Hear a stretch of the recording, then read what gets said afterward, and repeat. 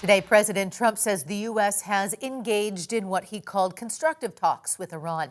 However, Iran is denying that the talks even took place. ABC's Karen Travers has more. With the war with Iran entering its fourth week, President Trump now says there are high-level talks between the two sides. I think there's a very good chance we're going to end up in a deal. And so we're giving it 5 days, and then we're going to see where that takes us. The president earlier Monday claiming Iran made a major concession. They're not going to have a nuclear weapon. That's number one.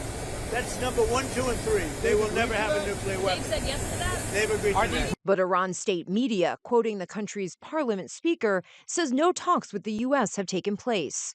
The president, though, says negotiations with Iran will continue over the coming days, led by his special envoy Steve Witkoff and his son-in-law Jared Kushner.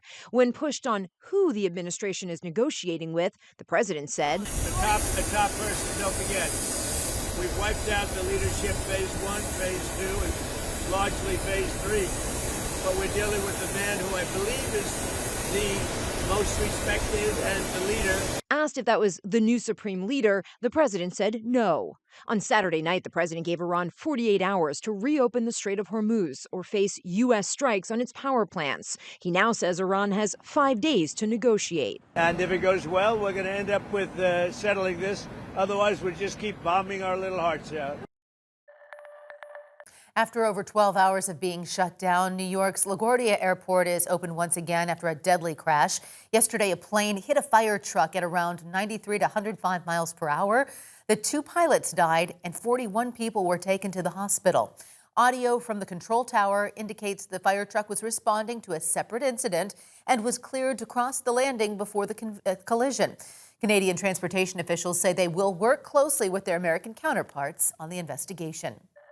ICE agents are now on duty at 14 airports after President Trump directed them to help reduce security wait times.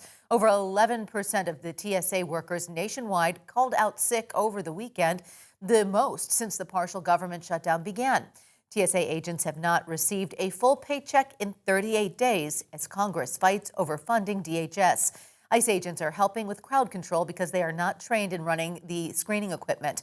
There are also questions about whether ICE agents will be enforcing immigration law inside airports.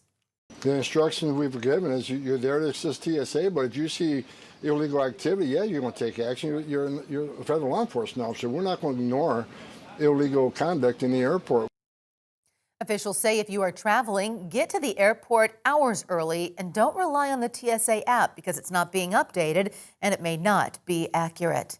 And while airports across the nation are facing long security lines and wait times, Des Moines International has some advice.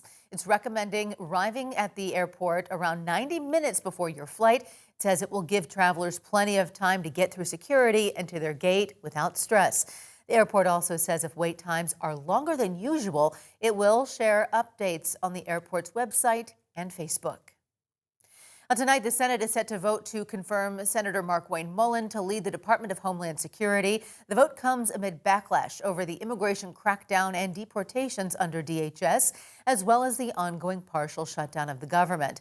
A simple majority is needed to confirm Mailin for the job. He is expected to be approved.